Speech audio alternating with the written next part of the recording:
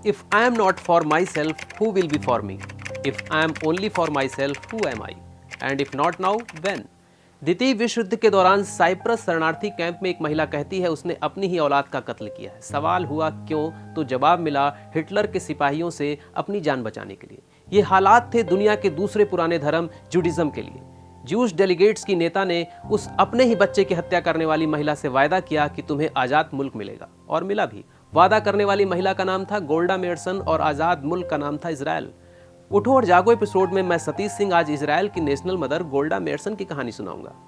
मुस्लिम जगत उन्हें शैतान बुढ़िया कहता था, यहूदियों ने उन्हें पोल्ट्री मैनेजमेंट का काम सौंपा था, पूरा परिवार उनके राजनीति में जाने का विरोधी था। फिर भी उन्होंने इजराइल को बनाया और कई बार इजराइल को बचाया भी। वो बात अलग है कि उन्हें वो लोकप्रियता हासिल नहीं हुई जिसकी वो हकदार थीं। पुरुषों की कैबिनेट में सिगरेट पीते हुए अजय रणनीतियों को बनाने वाली गोल्डा की कहानी शुरू होती है यूक्रेन के कीव शहर से, जो कि उस समय सोवियत संघ का भाग था। गोल्डा का परिवार हिंसा से बचने के लिए 1906 में ही अमेरिका चला गया। यहूदियों का नरसंहार उन दिनों आम बात थी, फिर वह चाहे यूरोप हो या फिर अरब देश। इस बात ने गोल्डा मेयरसन को जायोनीवाद की ओर आकर्षित किया।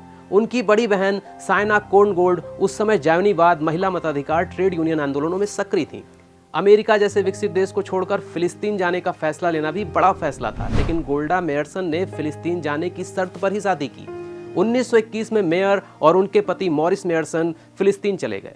शुरुआत में गोल्डा को पोल्ट्री मैनेजमेंट का काम सौंपा गया, पर समय के साथ साथ उनका कद बढ़ता गया।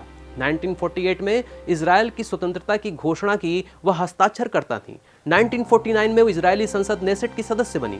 श्रम मंत्री रहते हुए उन्होंने शरणार्थी यहूदियों के लिए 2 लाख आवास बनवाए। विदेश मंत्री पद पर पहुंची तो इजराइल के पक्ष में वैश्विक माहौल तैयार किया। जब अरब देशों ने 1948 में इजराइल पर हमले की तैयारी शुरू कर दी थी, तो उस समय इजराइल के पास सिर्फ 10,000 बंदूकें थीं। लड़ने के लिए $25 मिलियन चाहिए थे।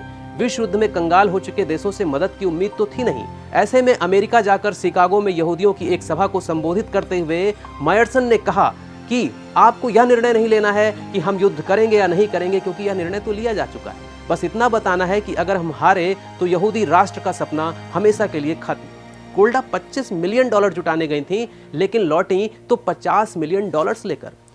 फिलिस्तीन, अरब, मिस्र और सीरिया की हार हुई। पहले से ज्यादा एरिया इजराइल के पास आ गया।